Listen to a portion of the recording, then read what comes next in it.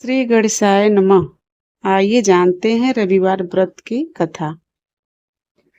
रविवार के दिन सूर्य देव की पूजा करने से सोई किस्मत जाग उठती है। इसके साथ ही निरोगी काया की प्राप्ति होती है। तो आइए जानते हैं कि किस विधि के साथ भगवान भास्कर की पूजा करनी चाहिए।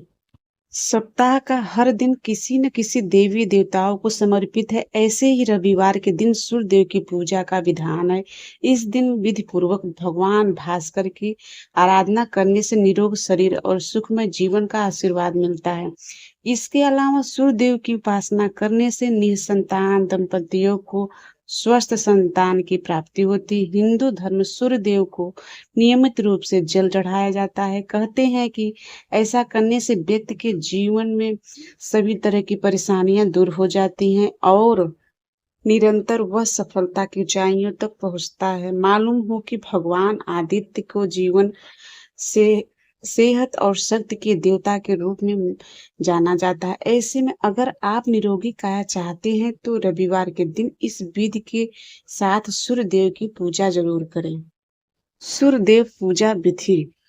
रविवार के दिन सुबह सवेरे उठकर स्नान आदि कर साफ कपड़े पहन ले। इसके बाद सूर्य देव को एक लोटा जल अर्पित करें। सूर्य देव को जल चढ़ाते हुए ओम सूर्याय नमः मंत्र का जाप करें। फिर भगवान भास्कर को फूल धूप दीप आदि पूजा सामग्री चढ़ाए।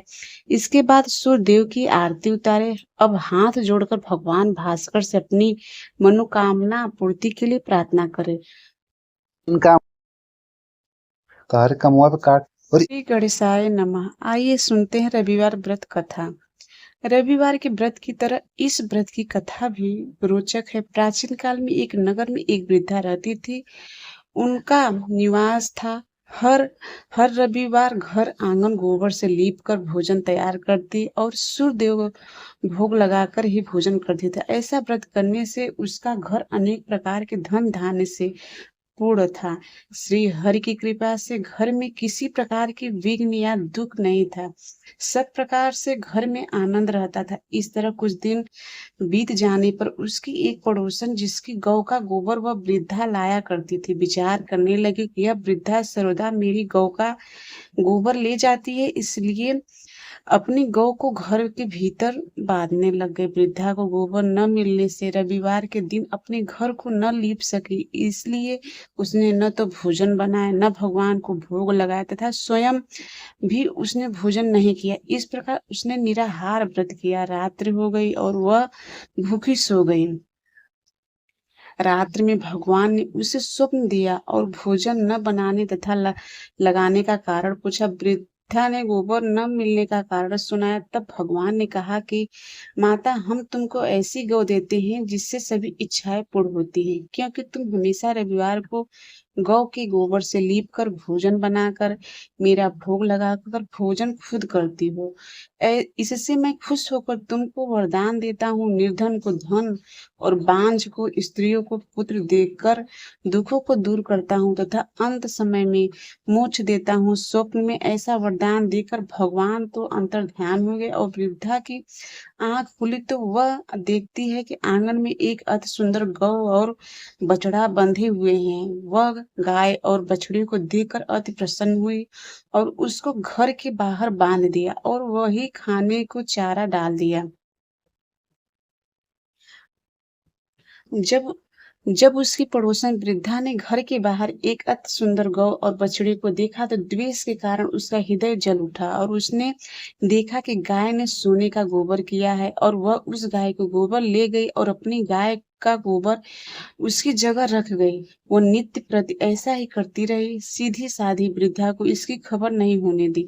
तब सर्वव्यापी ईश्वर ने सोचा कि चालाक पड़ोसन के कर्म से वृद्धा ठगी जा रही है, तो ईश्वर ने संध्या के समय अपनी माया से बड़ी जोर की आंधी चला दी। वृद्धा ने आंधी के भय से अपनी गौ को भीतर बांध लिया। प्रातःकाल जब वृद्धा ने देखा कि गौ ने सोने का गोबर दिया तो उसके आश्चर्य की सीमा न रही और प्रतिदिन गौ को घर के भीतर ही बांधने लगी। उधर पड़ोसन ने देखा कि बुढ़िया गौ को घर के भीतर बांधने लगी और उसका सोने का गोबर उठाने का दाव नहीं चल रहा, तो ईर्ष्या और डाह से जल उठी और कुछ उपाय न देख पड़ोसन ने उस देश उस देश के राजा की सभा में जाकर कहा, महाराज, मेरे पड़ोस में एक वृद्धा के पास ऐसी गऊ है जो आप जैसा राजाओं के ही योग्य है। वह नित्य सोने का गोबर देती है।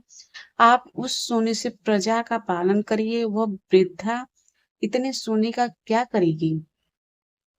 राजा ने यह बात सुनकर अपने दूतों को वृद्धा के घर से गऊ लाने के लिए आज्ञा दी। वृद्धा प्रातः ईश्वर का भोग लगा भोजन ग्रहण करने जा रही थी। राजा की कर्मचारी गऊ खोल कर ले गए। वृद्धा काफी रोई, चिल्लाई, किंतु कर्मचारियों के समक्ष कोई क्या कहता। उस दिन वृद्धा गऊ के वियोग में भोजन न खा सकी और रात भर रो रो कर ईश्वर से गऊ को पुनः पाने के लिए प्रार्थना करती रही। उधर राजा गऊ को देखकर बहुत प्रसन्न हुआ, लेकिन सुबह जैसे ही वह उठा, सारा महल गोबर से भरा दिखाई देने लगा।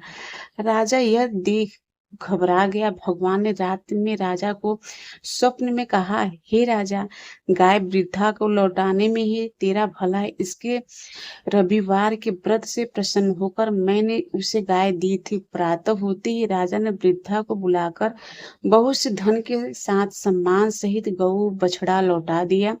उसकी पड़ोसिन को बुलवाकर उचित दंड दिया। इतना करने के बाद राजा के महल से गंदगी दूर हुई। उसी दिन राजा ने नगरवासियों को आदेश दिया कि राज्य की तथा अपनी समस्त मनोकामनाओं की पूर्ति के लिए रविवार का व्रत रखा करो। व्रत करने से नगर के लोग सुखी जीवन व्यतीत करने लगे। कोई भी बीमारी तथा प्रकृति का प्रकोप उस नगर पर नहीं होता था। सारी प्रजा सुख से रहने लगी।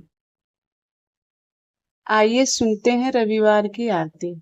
जय जय जय रविदेव, जय जय जय रविदेव, जय जय जय रविदेव, जय जय जय रविदेव।